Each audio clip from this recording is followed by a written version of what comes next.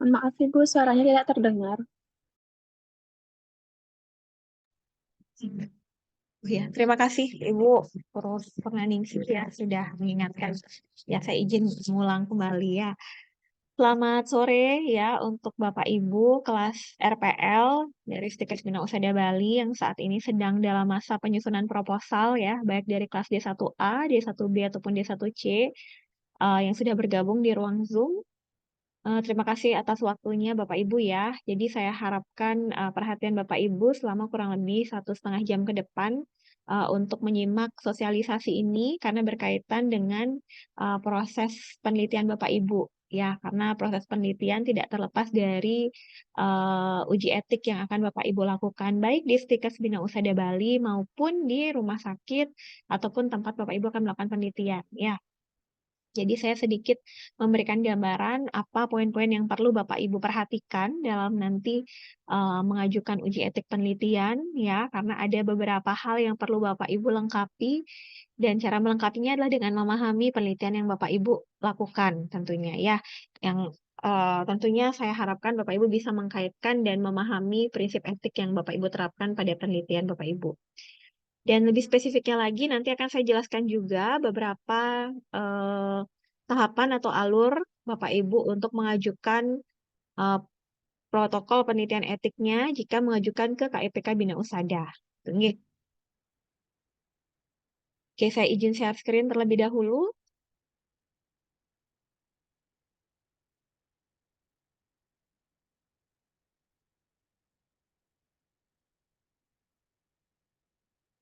Oke.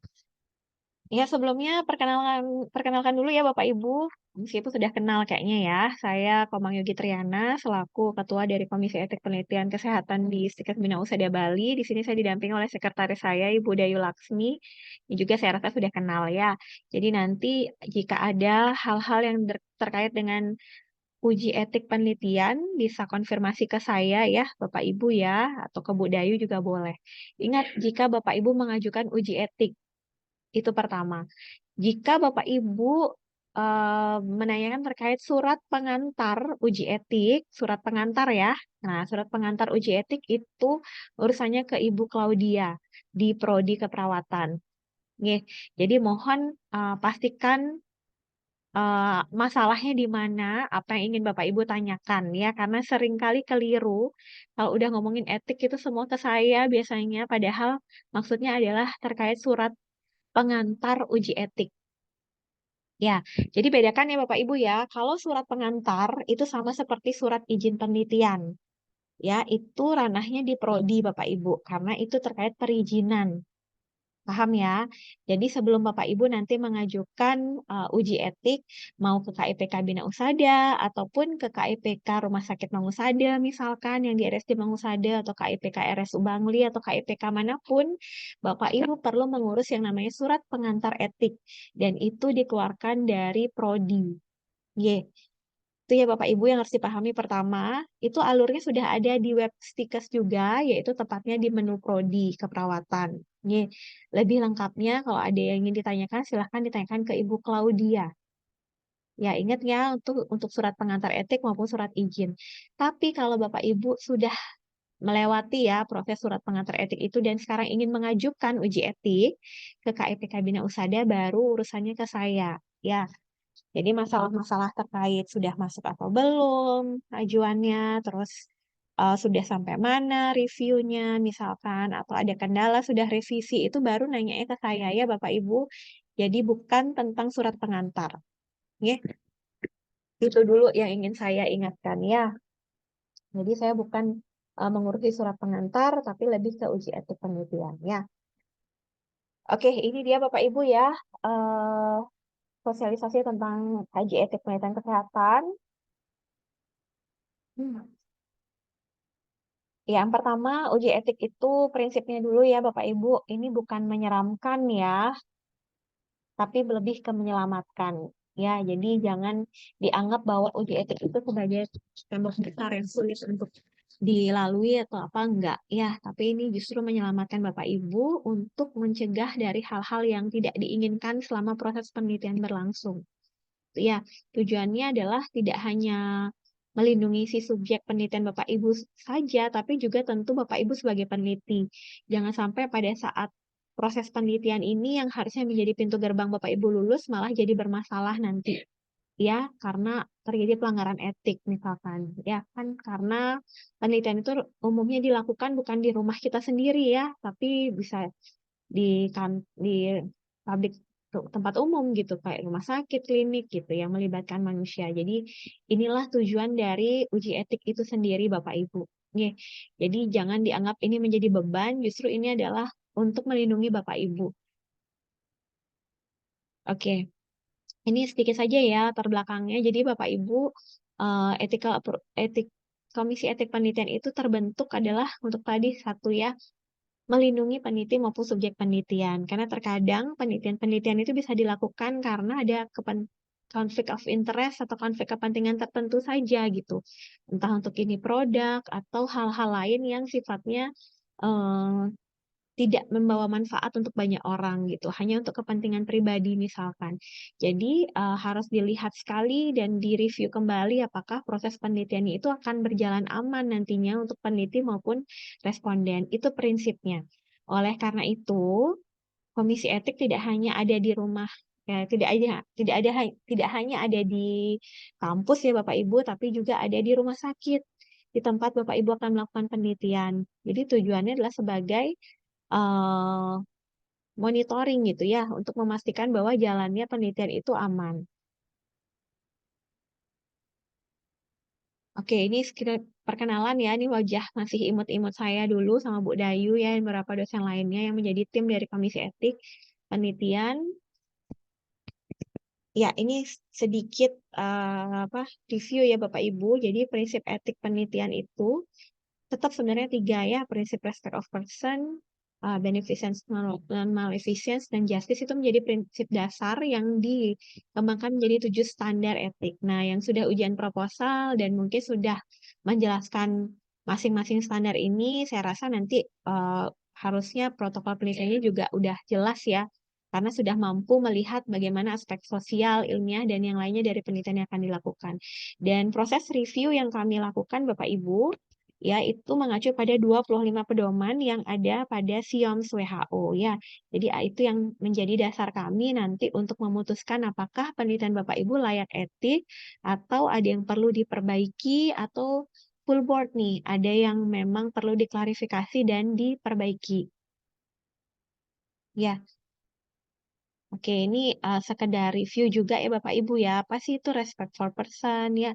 Jadi menghormati otonomi. Ingat Bapak Ibu dalam penelitian tidak ada pemaksaan ya untuk keterlibatan dari masing-masing responden Bapak Ibu. Jadi mereka punya hak untuk bersedia atau tidak bersedia. Kuncinya adalah bagaimana Bapak Ibu menjelaskan penelitian Bapak Ibu apakah benar-benar memiliki manfaat dan dampak yang positif untuk responden dan masyarakat atau tidak.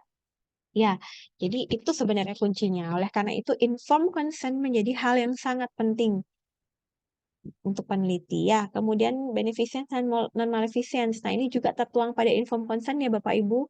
Jadi harus jelaskan apakah memang bermanfaat atau tidak penelitian yang akan Bapak Ibu lakukan dan apakah merugikan si subjek atau tidak. Itu perlu dipastikan ya Bapak Ibu, jangan sampai si subjek ternyata mengeluarkan uang banyak atau harus bolak-balik datang ke tempat penelitian dan beresiko dia kecelakaan atau apa gitu ya. Jadi benar-benar harus difikirkan dengan matang bagaimana proses pengambilan data itu akan dilakukan. Ya. Kemudian prinsip justice. Nah, ini juga tidak kalah pentingnya yaitu keadilan Bapak Ibu. Jangan sampai antar satu responden dan responden lain itu merasa ada keberpihakan atau ketidakadilan yang diterima gitu dalam pelaksanaan atau perlakuannya ya. Kalaupun Bapak Ibu nanti ada perbedaan, paling tidak sih eh, responden yang merasa berbeda itu dia mendapatkan perlakuan yang serupa lah, meskipun tidak mirip sama ya, tapi serupa lah ya, yang juga berdampak dan bermanfaat untuk si responden. Itu ya. Nah, nanti akan saya jelaskan lebih detailnya lagi ya Bapak Ibu. Jadi ini 7 standar kelayakan etik yang nanti Bapak Ibu sendiri sebagai peneliti wajib untuk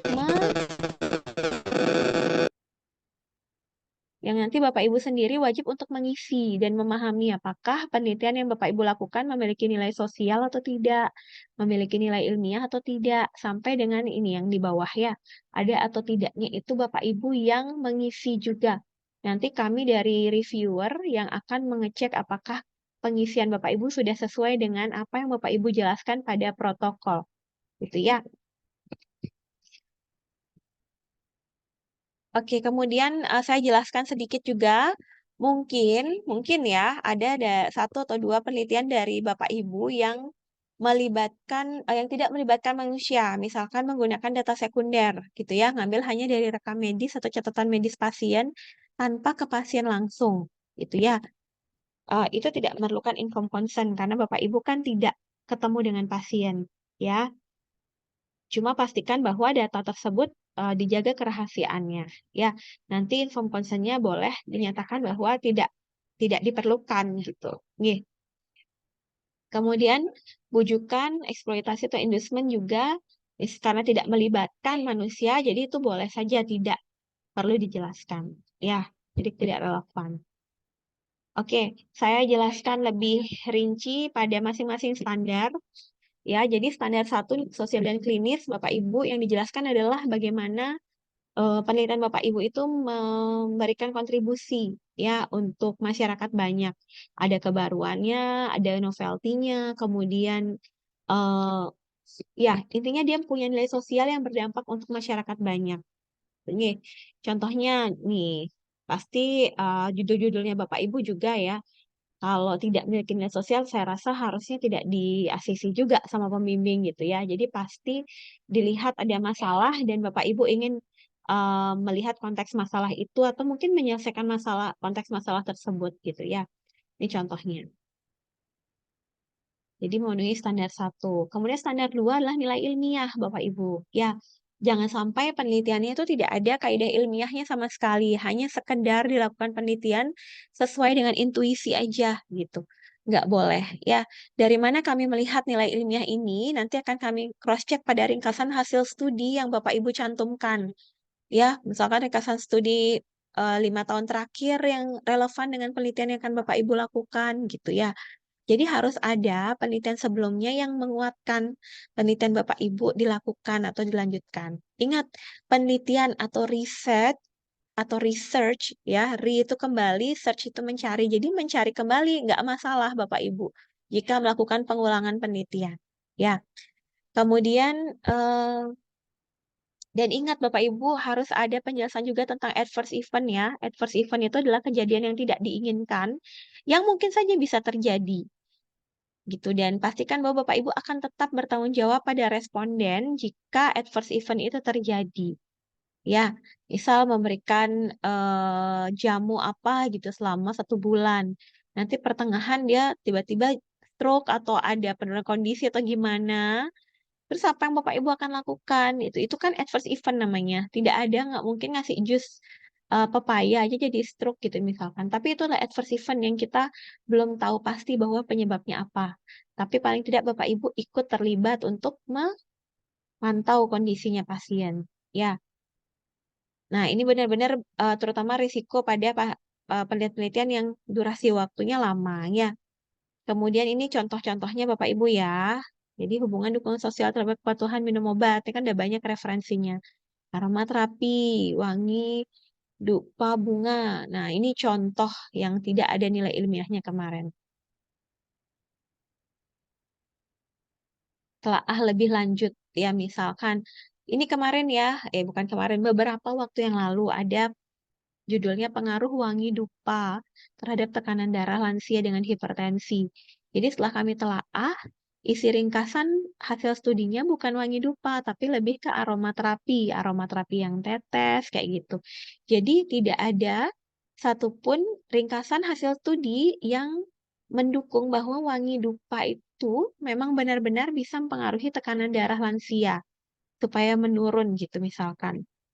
Ternyata nggak ada Bapak Ibu. Setelah kami searching pun kami tidak menemukan gitu. Jadi kemungkinan peneliti salah pemahaman terhadap wangi dupa ini gitu. Karena yang diinfokan atau dijelaskan pada protokol bahwa wangi dupa itu dupanya dinyalakan terus asapnya dihirup oleh lansia. Lah, itu kan berbahaya sekali ya, asap dupa. Meskipun kita di Hindu mungkin percaya dengan apa dupa itu memang sakti segala macam, tapi ini kalau disuruh menghisap asap dupa dengan jumlah yang banyak kan itu sangat beresiko tentunya. Ya, Bapak Ibu. Jadi em, itu akan kami kaji kembali. Jadi ini kemarin pilihannya adalah full board. Jadi kami melakukan proses full board untuk memastikan bahwa peneliti paham dengan apa yang akan dilakukan gitu, dan akhirnya memang terjadi perbaikan keputusannya, dan itu tentunya yang memutuskan adalah si peneliti ya Bapak Ibu, karena bukan kami yang memutuskan apa namanya, apakah peneliti mau mengganti ataupun melakukan revisi pada part mana gitu. Jadi kami tugasnya melakukan full board adalah memastikan peneliti memahami apa risiko yang mungkin terjadi dan mereka yang memutuskan gitu ya, apa perubahan yang perlu dilakukan sehingga aman penelitian yang akan dilakukan. Gitu ya. Kemudian standar 3 pemerataan beban dan manfaat ya Bapak Ibu. Ini tadi saya sampaikan juga ya. Ini adalah gambaran atau eh, apa namanya, lanjutan dari prinsip justice tadi, keadilan ya. Jadi pastikan beban dan manfaatnya itu merata. Meskipun Bapak Ibu melibatkan kelompok kontrol misalkan ya.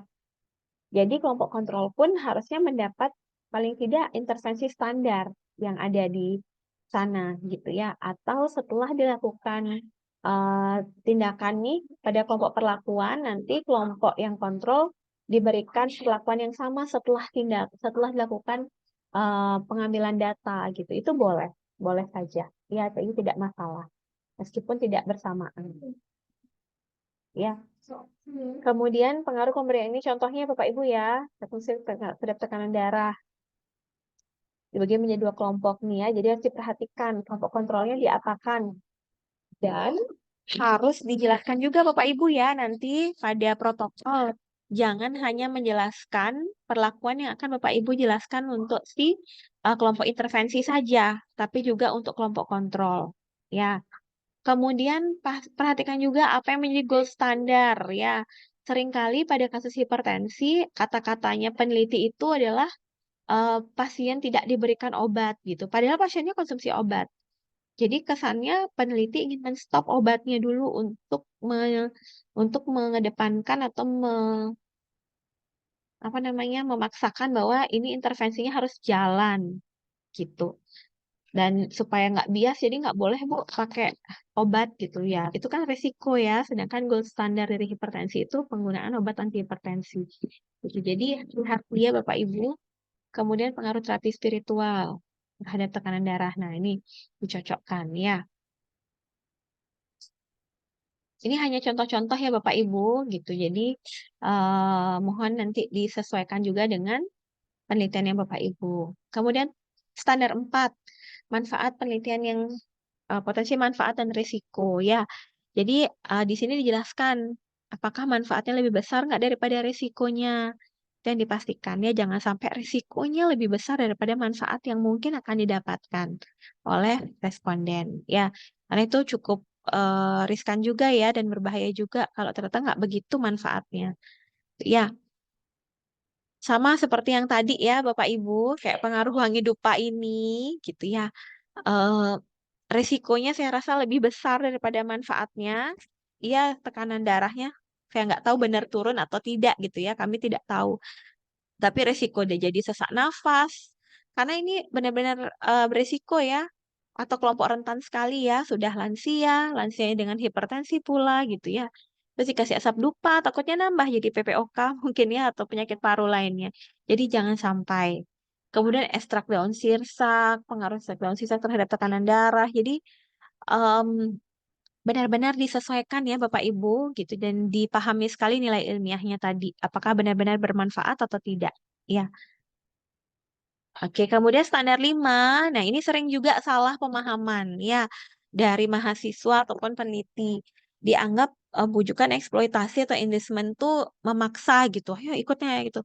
Justru bukan seperti itu. Ya, kami yakini harusnya Bapak Ibu tidak melakukan pemaksaan ya, tapi menginformasikan bahwa akan ada kompensasi dari effort ya atau usaha yang sudah dilakukan oleh si respondennya Bapak Ibu gitu. Entah dia hanya mengisi kuesioner, ingat mengisi kuesioner tuh perlu konsentrasi Bapak Ibu, perlu waktu yang dia luangkan untuk Bapak Ibu. Jadi dia tetap memerlukan kompensasi. Ya, itu yang etis.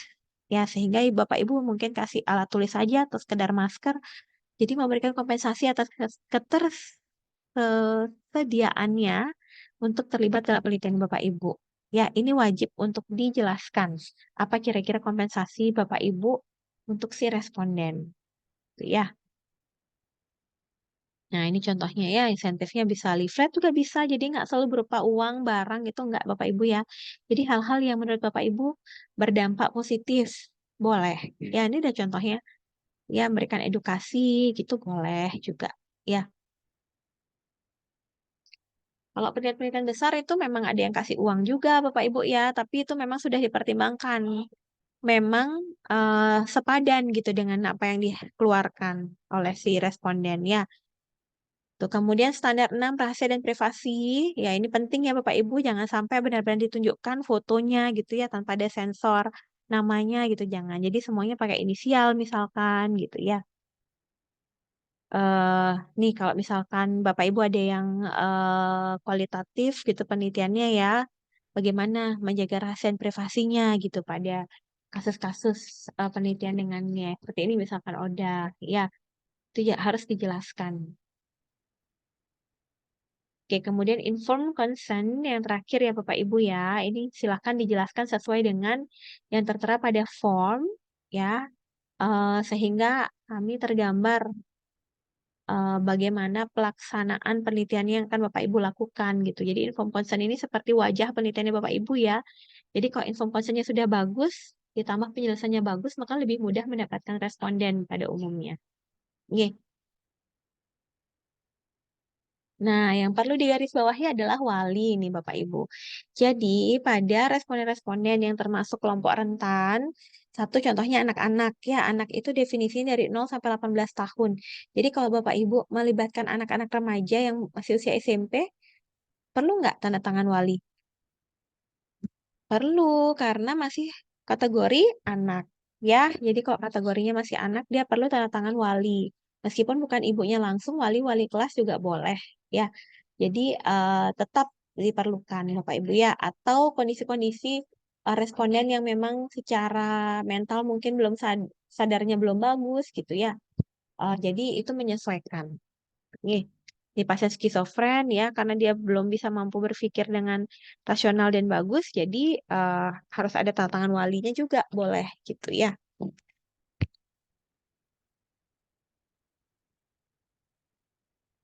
Kemudian hubungan dukungan,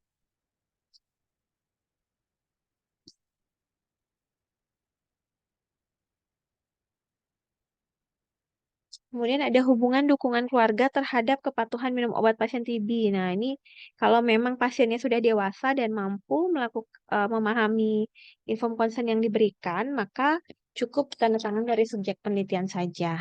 Ya, jadi nggak perlu sampai ke wali lagi. Itu ya Bapak Ibu, jadi mohon disesuaikan kebutuhan tanda tangan wali ini pada subjek penelitiannya Bapak Ibu. Nggih.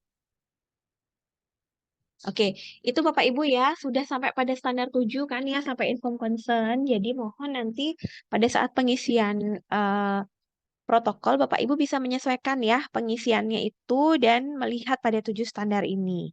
Ya. Nah, bagaimana alur pengajuan protokol etik? Nah, jadi Bapak Ibu sama semua masuk ke webnya Bina Usada Bali.ac.id. Di sana ada beberapa menu ya. Yang Bapak Ibu pilih adalah menu KEPK. Jadi tinggal diklik, gitu. Tapi agak berbeda-beda ya Bapak Ibu. Nanti ada yang di kiri, kanan, jadi tergantung penambahan dari menunya juga. Nah, kalau Bapak Ibu sudah klik, nanti akan ada beberapa dokumen atau file yang Bapak Ibu bisa lihat. Contohnya dokumen kelengkapan kaji etik, ini ya, Bapak Ibu bisa unduh sebenarnya nih alur pengajuan protokol penelitian mahasiswa internal, buku panduannya, jadi bisa diunduh di sini. Termasuk dokumen-dokumen kelengkapan yang akan Bapak Ibu isi untuk mengajukan uji etik. Ya,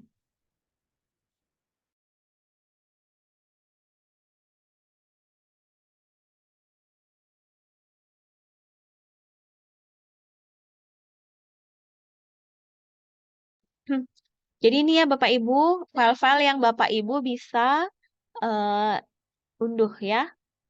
Oke, ini dia alur pengajuan protokol mahasiswa internal ini yang Bapak Ibu nanti unduh atau download ya. Jadi tinggal diklik nanti akan keluar. Oke, ini pengajuannya ya. Ingat, tadi sudah saya sampaikan di pembukaan, kalau mengurus surat pengantar etik itu di Prodi dengan Ibu Claudia. Ya, sekali lagi. Jadi pada penelitian keperawatan, di Prodi Keperawatan, surat pengantar etik itu bisa Bapak Ibu ajukan pengurusannya di Prodi. Berbeda dengan kebidanan ya, siapa tahu nih ada yang satu puskesmas, misalkan sama mahasiswa kebidanan juga di Stikes Bina Usada, itu alurnya berbeda ya Bapak Ibu, nanti akan saya sosialisasikan juga. Kalau kebidanan dia tidak menggunakan, tidak ada maksudnya ya yang mengurus surat pengantar etik. Sehingga kalau di kebidanan, ini saya bocorkan juga dikit. Ini ada dokumen 6 ya Bapak Ibu lihat surat pengantar etik dari pembimbing. Jadi mahasiswa kebidanan dia cukup mengisi dokumen ke-6 ini. Tuh ya. Sedangkan kalau keperawatan dia berbeda ya. Jadi harus mengajukan dulu surat pengantar etik itu ke prodi. Nih. Nah, pastikan juga Bapak Ibu nih, Bapak Ibu sudah selesai sidang proposal ya, baru ngajuin. Jangan belum sidang proposal sudah mengajukan uji etik ya. Jadi harus memastikan sudah sidang proposal dulu, sudah perbaikan ya. Kemudian tadi kan kita klik ini ya Bapak Ibu ya. Kalau klik KEPK keluar seperti ini, gitu ya. Tapi kalau Ibu nggak klik, cuma didekatkan kursornya, nanti submenunya akan keluar seperti ini, pengajuan protokol. Nah, ini yang Bapak Ibu klik ya, pengajuan protokol. Nanti kalau Bapak Ibu sudah klik seperti ini, Bapak Ibu ya, di submenu KEPK, boleh sambil nyoba-nyoba Bapak Ibu lihat. Nanti akan keluar seperti ini Bapak Ibu ya. Di sinilah klik, di sinilah link pengajuan protokolnya. Yang Bapak Ibu pilih adalah nih, link pengajuan protokol untuk program lintas jalur RPL. Ya, jangan memilih yang PLJ tahun akademik 2324 karena sebenarnya Bapak Ibu RPL ini masuknya ke tahun akademik 2425 sebentar lagi Bapak Ibu skripsinya. Gitu ya. Jadi pastikan Bapak Ibu kan udah tahu ya bahwa Bapak Ibu ini RPL jadi jangan sampai salah masuk link ya. Pastikan melihat bahwa judulnya adalah RPL tahun akademik 2024-2025. Tuh, nggih. Sampai di sini jelas ya Bapak Ibu. Jadi, file-file yang Bapak Ibu sudah unduh ini, form 1, form 2, nih ya dokumen-dokumennya ini, dan Bapak Ibu sudah isi, nanti pengajuannya adalah di link yang ini, link pengajuan ini, gitu ya. Dan setelah Bapak Ibu mengajukan, nanti akan masuk notifikasi ke email yang Bapak Ibu isi pada saat pengajuan. Ya, nanti kan waktu diklik ini ada isi email notifikasinya mau masuk ke mana. Nanti akan masuk notifikasi Bapak Ibu. Ya, terima kasih sudah mengisi ini bla bla bla bla. Kemudian nanti pada bagian bawah itu ada edit respon ya atau edit tanggapan mungkin tulisannya ya yang bisa Bapak Ibu gunakan jika Bapak Ibu ada perbaikan. Jadi kembali ke notifikasi awal itu untuk Bapak Ibu klik edit respon atau edit tanggapan itu untuk Bapak Ibu lakukan revisi tanpa harus mengajukan ulang seperti di awal. Itu ya. Nah, di atas nih Bapak Ibu bisa lihat ya, di sini ada link untuk memantau perkembangan protokol. Kan lihat yang warna biru ini ya, dan melihat tim reviewer. Nah, nanti Bapak Ibu bisa klik di sini untuk melihat perkembangan protokolnya Bapak Ibu. Tinggal memasukkan nick, tinggal masukkan NIM yang Bapak Ibu sudah input sebelumnya. Ya, oke. Itu alurnya Bapak Ibu ya. Nanti kita coba cross-check langkah-langkahnya. Nah, rincian pembiayaan untuk KEPK Bina Usada bagi Bapak Ibu karena Bapak Ibu adalah mahasiswa, jadi sudah include biaya kuliah, tidak ada pemungutan lagi ya Bapak Ibu, kecuali mahasiswa luar Bina Usada ataupun dosen luar Bina Usada. Nah, jadi nanti kita coba uji link pengajuannya ya. Ini keuntungannya ya sudah pasti banyak ya Bapak Ibu. Bapak Ibu tidak perlu bolak-balik ke sini. Nanti paling lama waktu reviewnya sekitar 2 sampai 21 hari kerja Bapak Ibu ya, atau maksimal 3 minggu untuk kita proses lakukan review gitu. Ya, jadi mohon bersabar. Kalau misalkan 2 minggu saja belum ada feedback, silahkan boleh tanyakan saya. Ya, karena ritme kerja kami menyesuaikan juga dengan sedikit banyaknya protokol yang masuk gitu ya Bapak Ibu ya. Jadi mohon pengertiannya juga karena kami timnya juga tidak terlalu banyak sehingga kami perlu waktu untuk melakukan proses review. Ya. Oke, ini hasil pengajuan protokol. Nanti Bapak Ibu akan lihat status protokolnya apa, ya, penelitiannya apakah E1, E2, atau FB, full board, atau tidak bisa ditelaah, gitu ya. Jadi jangan salah, masih ada juga mahasiswa yang saya kurang paham ya, mungkin kurang konsentrasi, tidak mengupload, jadi hanya mengirimkan file-file kosong. Jadi jangan dikira kami tidak melakukan proses review, karena kami memastikan bahwa Bapak Ibu menjelaskan penelitiannya dengan baik pada protokol. Ya. Jadi ini ya Bapak Ibu, nanti kalau kategorinya E1 exempted, dia akan langsung keluar EA-nya tanpa ada perbaikan, umumnya lebih cepat ya ini. Kemudian E2 atau expedited, dia perlu perbaikan protokol, tapi mungkin tidak terlalu major ya, tidak terlalu banyak. Nah, kalau full board, umumnya perbaikannya agak major ya, agak banyak. Kemudian kita lihat juga ada kecenderungan pelanggaran etik yang mungkin terjadi, atau itu tadi, kemungkinan eh, apa ada hal-hal yang membahayakan gitu ya kayak tadi yang pengaruh asap dupa itu gitu ya kita full boardkan untuk memastikan bahwa peneliti benar-benar paham dengan penelitiannya atau ada yang perlu kita luruskan gitu ya. Oke, itu gambarannya ya Bapak Ibu. Nah, nanti kalau misalkan sudah selesai proses reviewnya dan Bapak Ibu dinyatakan sudah lolos uji etik, nanti akan muncul kata-kata seperti ini di email Bapak Ibu. Ya, ethical approval, termasuk berita acaranya. Ya, jadi Bapak Ibu akan mendapatkan seperti ini dan ada petunjuknya juga Bapak Ibu ya. Selanjutnya wajib menyerahkan ethical approval yang sudah ditandatangan. Klik aja di sini gitu ya. Dan kami juga mohon nanti evaluasi dari Bapak Ibu ya. Silahkan evaluasi kami hal positif maupun negatif untuk kemajuan lembaga juga ya. Setelah Bapak Ibu mendapatkan ethical approval. Ya, jadi nanti pesan ini eh, akan dikirimkan bersamaan dengan ethical approval-nya Bapak Ibu dan juga berita acara. Gitu ya. Oke, sekian yang bisa saya sampaikan melalui PowerPoint ini Bapak Ibu ya. Selamat melakukan penelitian nanti. Em, Sebelum saya masuk ke link web dari Bina Usada, KIPK Bina Usada, silahkan ada yang ingin ditanyakan dari Bapak Ibu.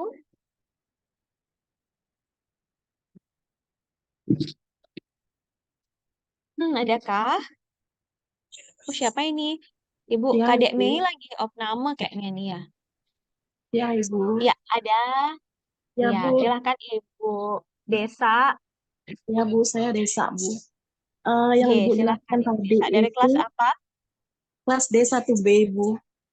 Oh, D1B akhirnya ada. Ya. Belum kemarin nggak dapat sebaran WA. Oh, belum, Bu. Baru tadi dapat nih, Kis. Oh, baru tadi dapatnya. Oh iya, iya, iya, iya. Ya. Berarti mungkin kortinya siapa Ibu? Pak Ngurah Hastina. Mana ini? Udah bergabung belum kortinya?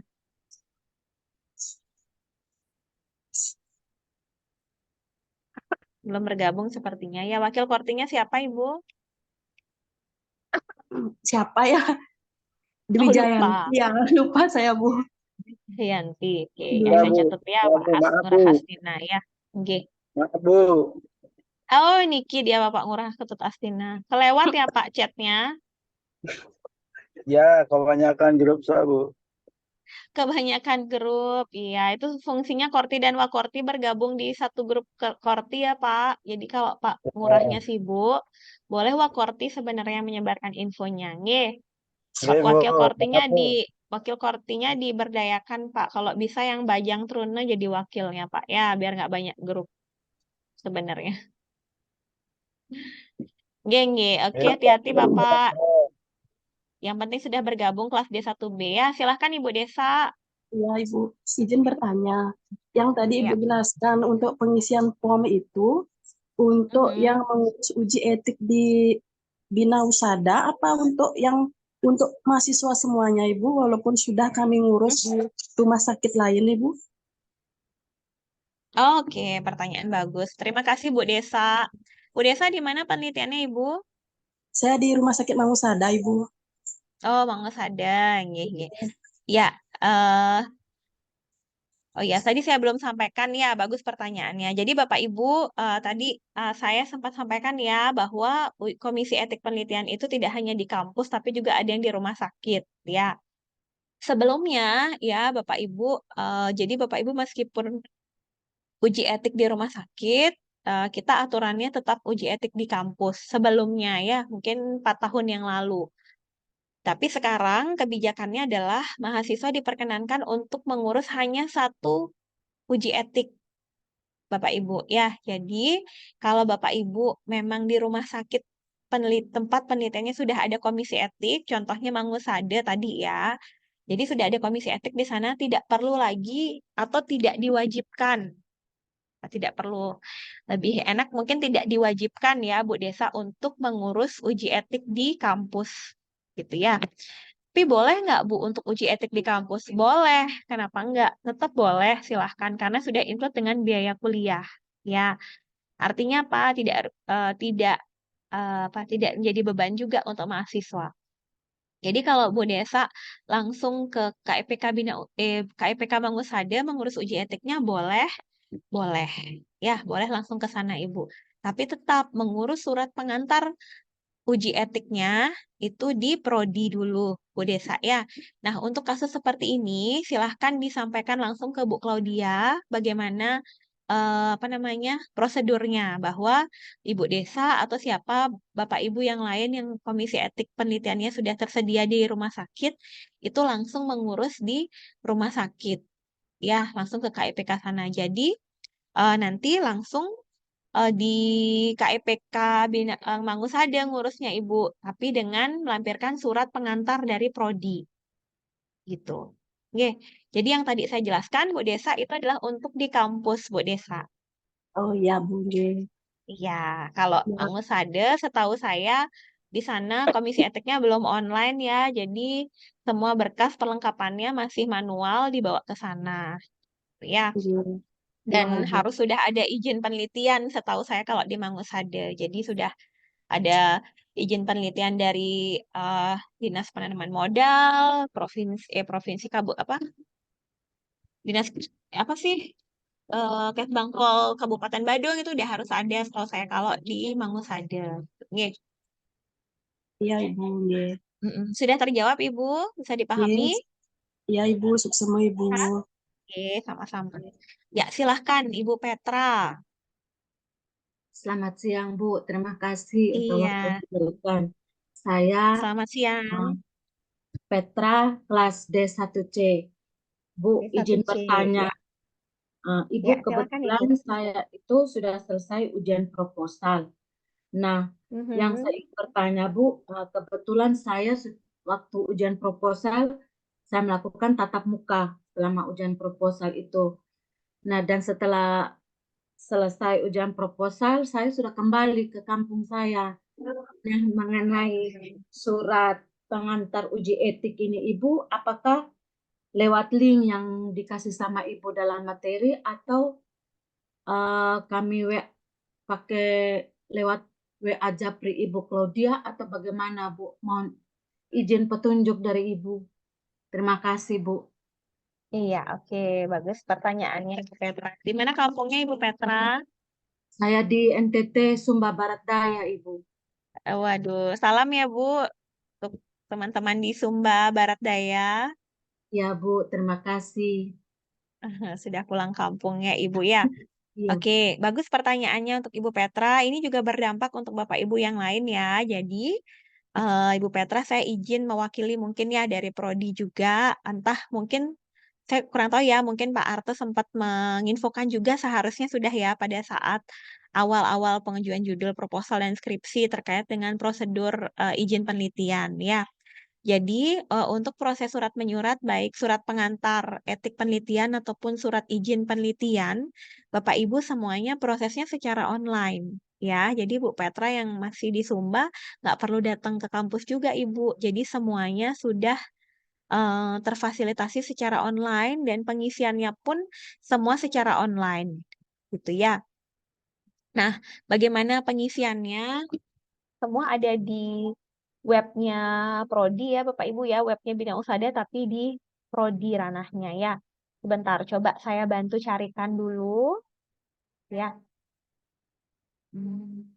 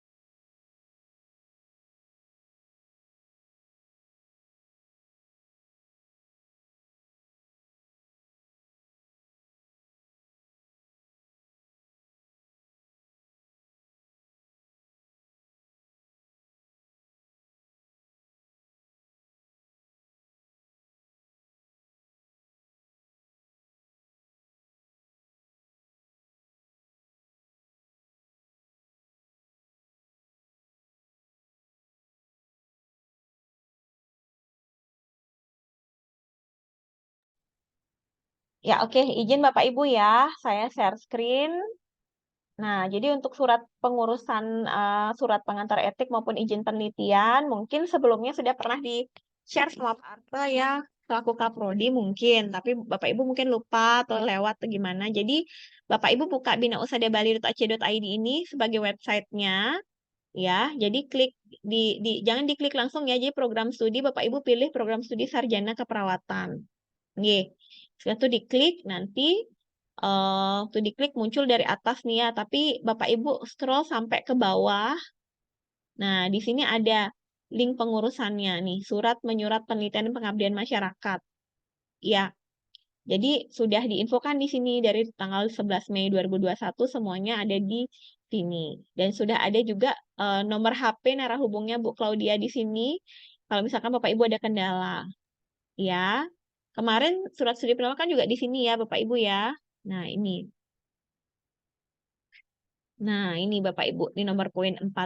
Permohonan surat pengantar etik. Nah, ini dia nomor 4. Jadi, Bapak Ibu silahkan klik di sini link untuk mengajukan. Ya, nanti isiannya Bapak Ibu isi deh. Apa saja yang perlu Bapak Ibu lengkapi kan ada di dalam link tersebut.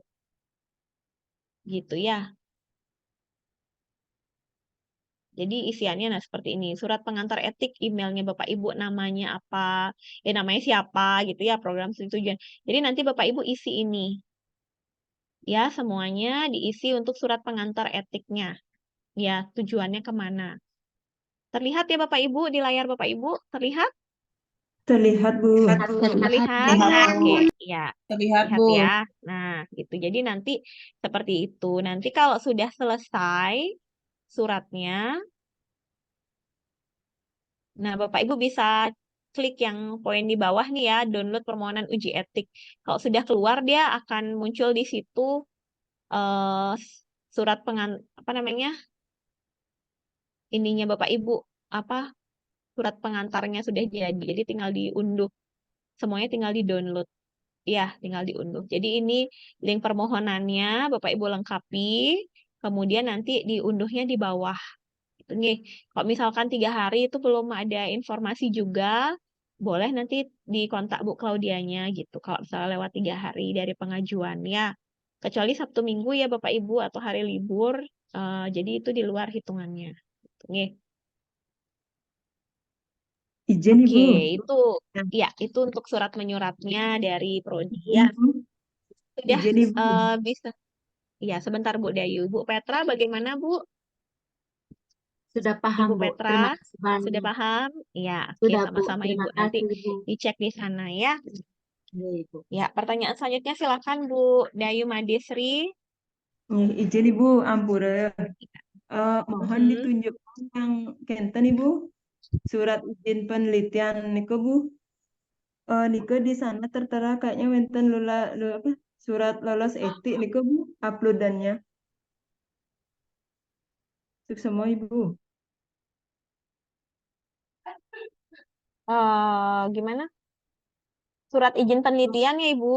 Nggih, surat izin permohonan penelitian nike wonten di link apa nanti? Di formnya nike wonten upload dalam titik gitu, Bu. Punapi nike, Bu. Suksema, Bu. Sebentar. Oh iya betul. Upload bukti lolos etik ya. Sebentar Ibu. Coba saya tanyakan Bu Claudia dulu. Nggih, Bu.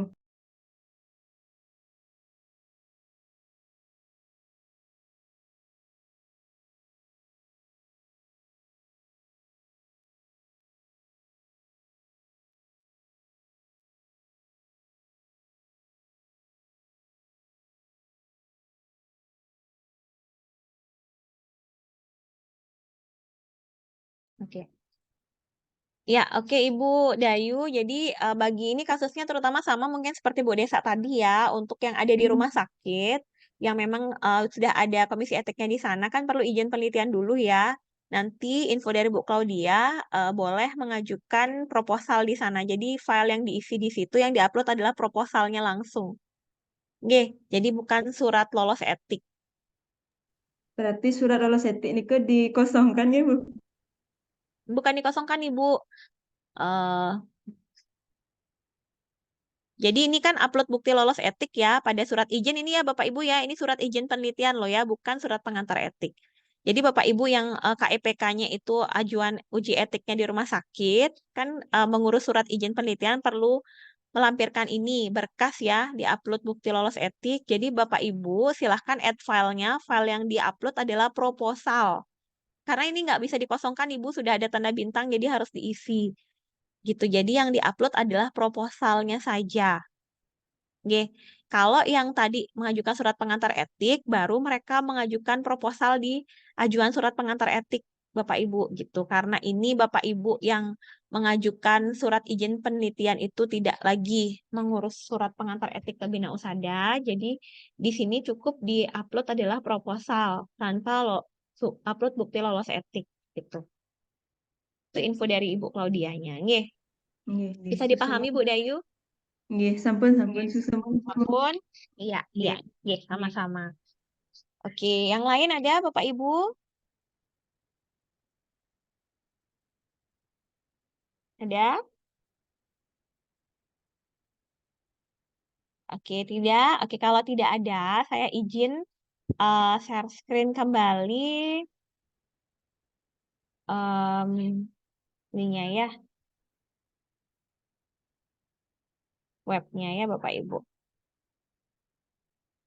Oke, ini Bapak Ibu sudah familiar ya semua dengan web Bina Usada Bali ya. Jangan sampai nggak kenal nih sama webnya Bina Usada Bali. Jadi kan di sini ada beberapa menu. Ingat ini dia ya, kalau Bapak Ibu mengajukan ajuan ujian uji etik itu masuknya ke KEPK. Tinggal diklik, kemudian nanti akan muncul fiturnya ini ya, lembaganya, kemudian dokumen-dokumen, surat pengantar etik dari pembimbing ini tidak perlu ya Bapak Ibu dokumen 6 karena ini untuk mahasiswa bidan saja karena tidak ada karena di sana tidak mengurus surat pengantar dari prodi ya. Jadi yang lainnya silahkan Bapak Ibu sesuaikan, kemudian nanti alurnya yang tadi Bapak Ibu bisa unduh di sini untuk penelitian mahasiswa ya. Ini diklik aja. Nanti Bapak Ibu akan bisa melihat nih bagaimana alur pengajuannya. Ya, termasuk yang revisi ya Bapak Ibu ya. Meskipun ini belum saya perbaharui untuk tahun ajaran baru ya, tapi Bapak Ibu saya yakin sudah bisa menyesuaikan ya. Jadi ini alurnya, kelihatan nggak Bapak Ibu alurnya nih? Kelihatan kan ya? Kelihatan nggak sih? Terlihat Ibu. Kelihatan, Lihat Bu. ya alurnya. Oke. Jadi alurnya ini yang untuk S1 ya Bapak Ibu ya. Nanti kalau S1 accepted nanti akan keluar langsung ethical approval-nya. Untuk yang perbaikan Bapak Ibu, nih ya perbaikan protokol FB. Ini juga ada ya. Jadi nanti Bapak Ibu tadi seperti saya bilang akan Bapak Ibu silakan kembali nanti akan masuk ke emailnya Bapak Ibu apa yang perlu diperbaiki. Ya, tapi jangan diperbaiki pada email pemberitahuan tersebut ya. Jadi identifikasi apakah sudah masuk atau belum ajuannya Bapak Ibu adalah cek emailnya Bapak Ibu di inboxnya sudah masuk belum notifikasi dari KEPK Bina Usada bahwa protokolnya Bapak Ibu sudah kami terima. Ya.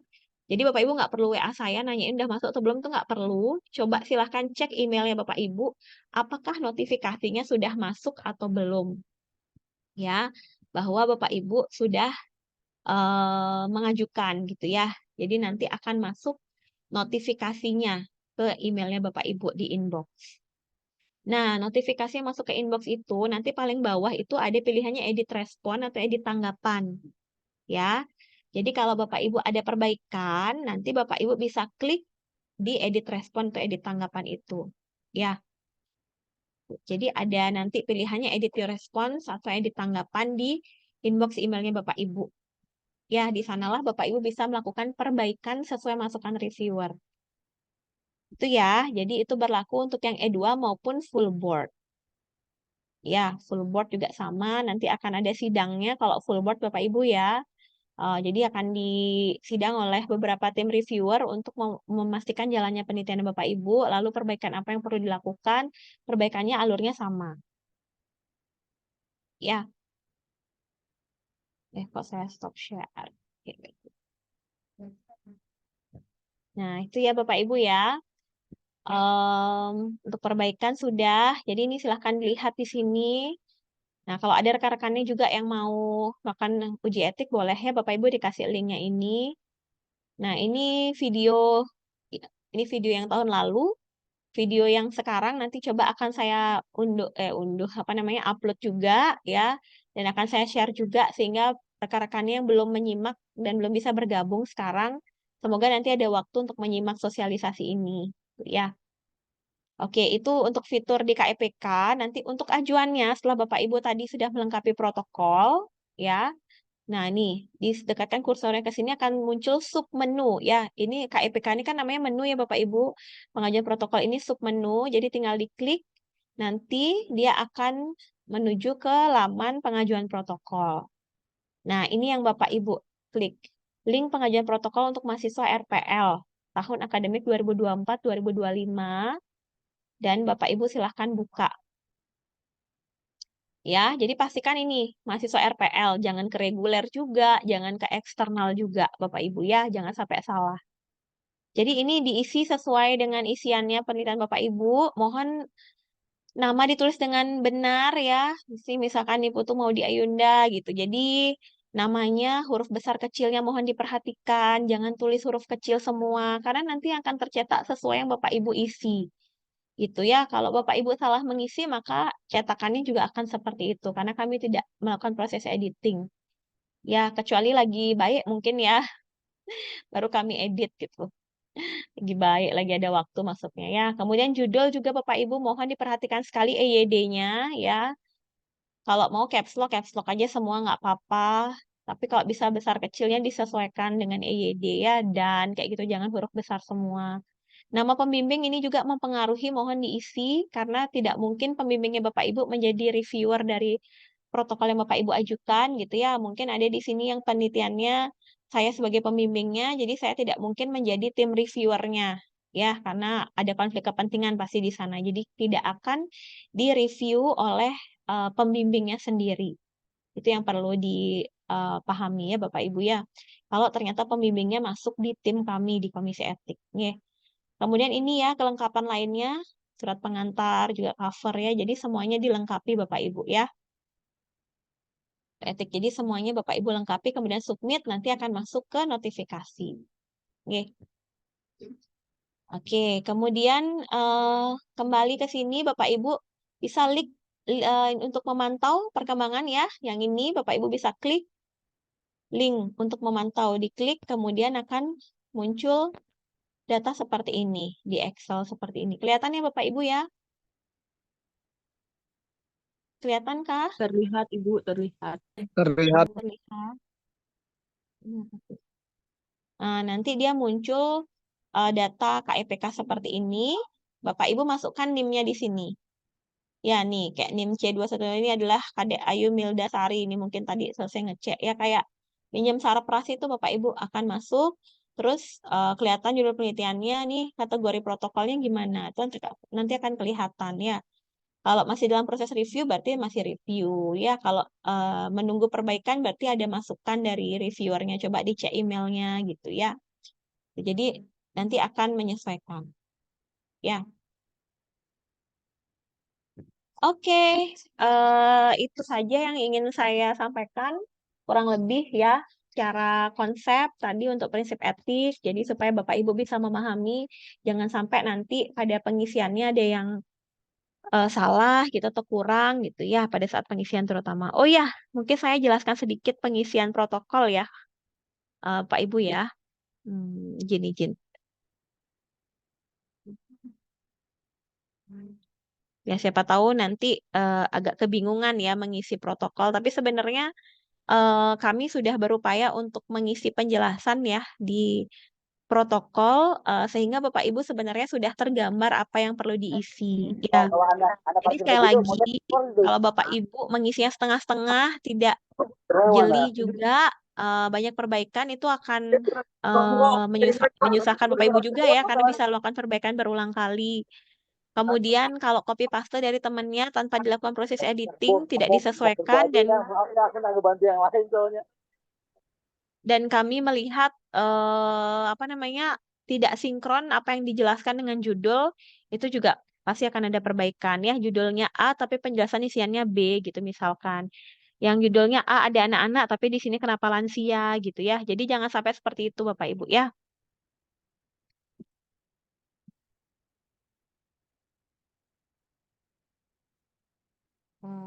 Bentar ya.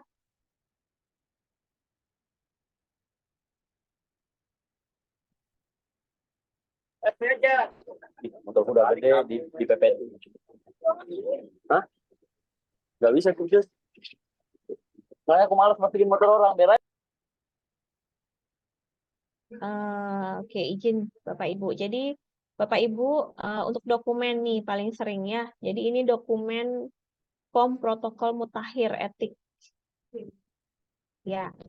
Terlihat ya Bapak Ibu di layar? Terlihat? Terlihat, Bu. Oke, terlihat ya. Ya, ini petunjuk pengisian protokol. Jadi Bapak Ibu begitu mengunduh ke form protokol, ini ada petunjuk pengisiannya. Ya. Nanti saat ajuan ini nggak usah diisi. Ini jangan sampai masih ada Bapak Ibu. Ini wajib dihapus. Ya. Ini sudah ada ketentuannya pada poin 7. Peneliti wajib menghapus petunjuk penjelasan. Ya, baik petunjuk penjelasan ini maupun yang bertinta biru. Ya, nanti Bapak Ibu lihat tinta biru di bawah. Jadi ini petunjuknya boleh dihapus. Kemudian nanti di sini ada penjelasan beberapa yang bertinta biru ini jangan sampai juga terisi Bapak Ibu ya. Jadi Bapak Ibu ini hanya petunjuk pengisian. Jadi jangan diisi gitu pada saat pengisian protokol ya. Nah, sebelum ke sana di sini diisi judul penelitian dulu, lokasinya di mana Bapak Ibu ya. Waktu penelitian direncanakan. Idealnya harusnya Bapak Ibu belum melakukan penelitian sebelum uji etik ya. Itu saya garis bawahi, mohon benar-benar diperhatikan. Ya, jangan sampai lewat dari waktu penelitiannya. Karena secara etis harusnya Bapak Ibu sudah lolos uji etik baru dilakukan penelitian. Kalau kami mendapati lewat misalkan dan itu ternyata tidak layak menurut kami, maka jangan salahkan bahwa proposal atau hasil penelitian Bapak Ibu tidak akan diterima oleh pemilu. Ya, jadi jangan coba-coba maksudnya. Ya, apalagi berisiko. Jadi kalau udah berisiko meskipun sudah dilakukan, kami nyatakan tidak layak, maka tidak bisa juga Bapak Ibu melanjutkan penelitiannya. Ya. Kemudian peneliti ya, anggotanya siapa, ringkasan penelitian, mohon tidak menggunakan kata-kata medis, jadi jelaskan secara ringkas. Di sini sudah ada apa yang perlu Bapak Ibu jelaskan, ya, jangan sampai tidak nyambung gitu ya, terutama di ringkasan usulan penelitian ini. Jadi ringkasan ini menggambarkan penelitian Bapak Ibu secara singkat, gitu ya, dengan 400 kata. Kemudian justifikasi pentingnya penelitian, isu etik ya, kalau bisa dijelaskan 7 standar yang tadi Bapak Ibu ya, dengan lengkap apa standar nilai ilmiahnya, sosialnya itu jelaskan dari penelitiannya Bapak Ibu. Oke. Kemudian ini ringkasan hasil studi yang tadi kami sampaikan sebagai nilai ilmiah. Jadi silahkan dipaparkan 5 tahun terakhir penelitian yang terkait dengan penelitian yang akan Bapak Ibu lakukan. Ya, dan harus sinkron, jangan sampai tidak sinkron dengan apa yang Bapak Ibu angkat sebagai topik penelitian ya. Ini gambaran singkat lokasi, saya rasa Bapak Ibu yang memahami ya. Kemudian desain penelitiannya juga mohon sinkron dengan cara pengambilan data.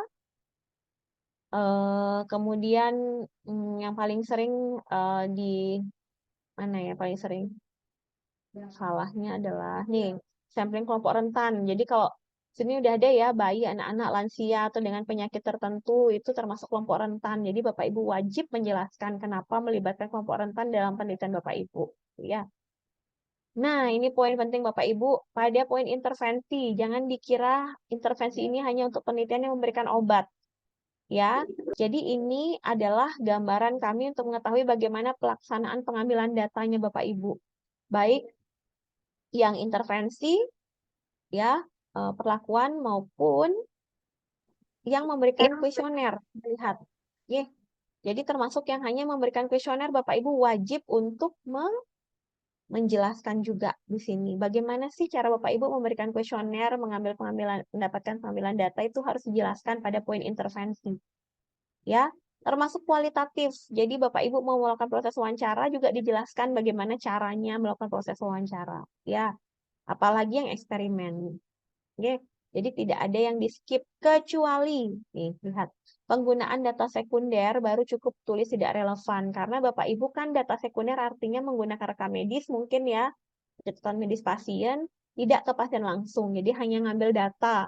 Itu tidak perlu dijelaskan. Jadi tidak relevan karena kami anggap tidak melakukan interaksi langsung ke manusia. Gitu ya. Sampai sini semoga sudah dipahami ya Bapak Ibu ya. Jadi hati-hati dalam pengisiannya. Kemudian yang lainnya silahkan disesuaikan pengisiannya tadi adverse event atau terapi standar ya. Monitor hasil, ini sudah ada penjelasannya warna biru, Bapak Ibu mohon dijelaskan. Ini tadi adverse event yang saya sampaikan ya. Jadi kalau penelitian Bapak Ibu berlangsung lama sampai 1 minggu, apalagi 1 bulan gitu ya.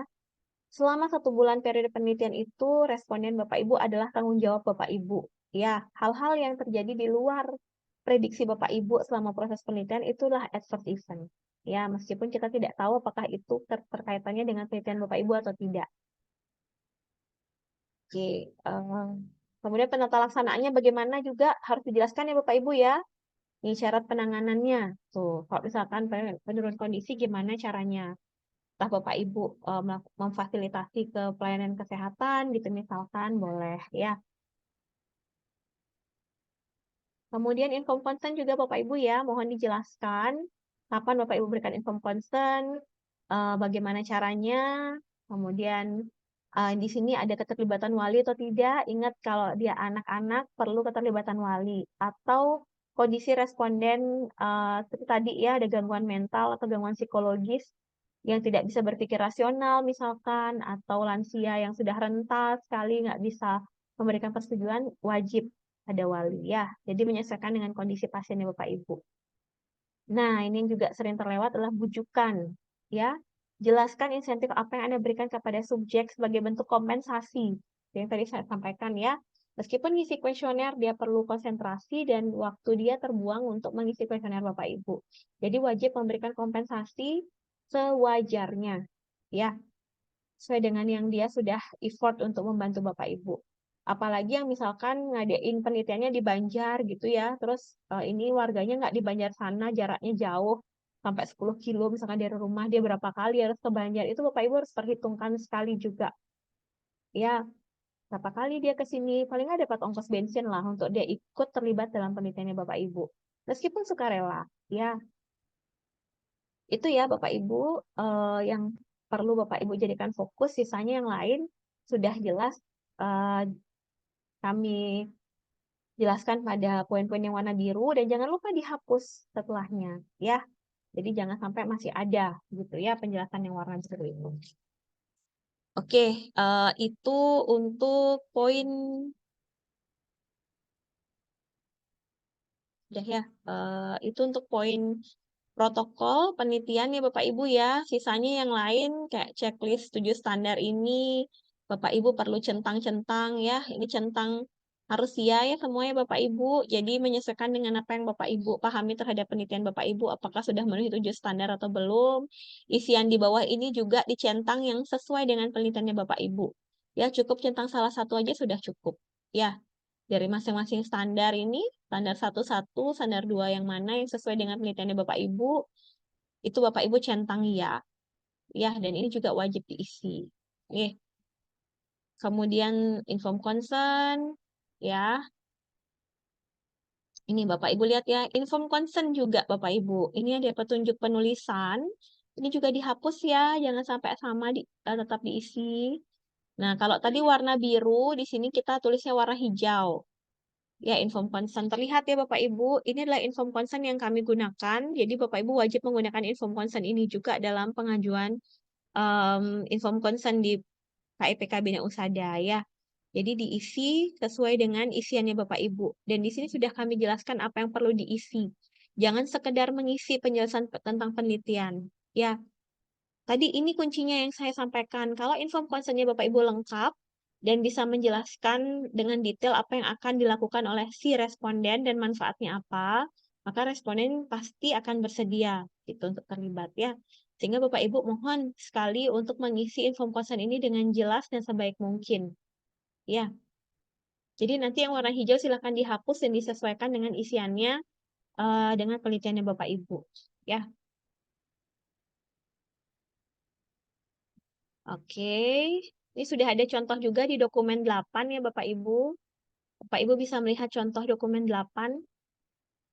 Ini contoh isian inform concern ya, yang cukup lengkap. Jadi menjelaskan betul-betul pada kelompok kontrol dan intervensi kalau menggunakan kuasi eksperimen.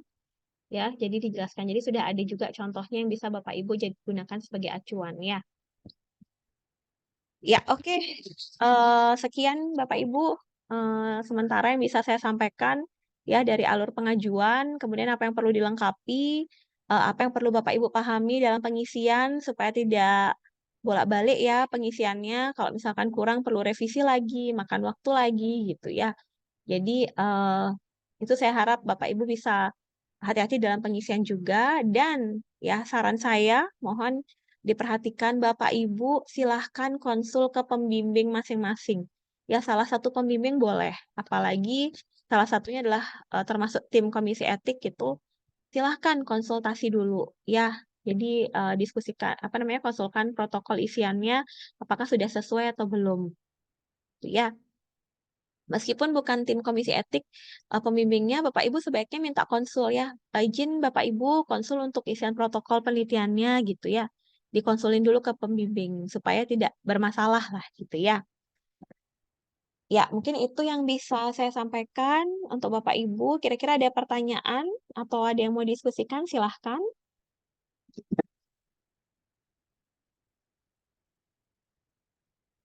Ada?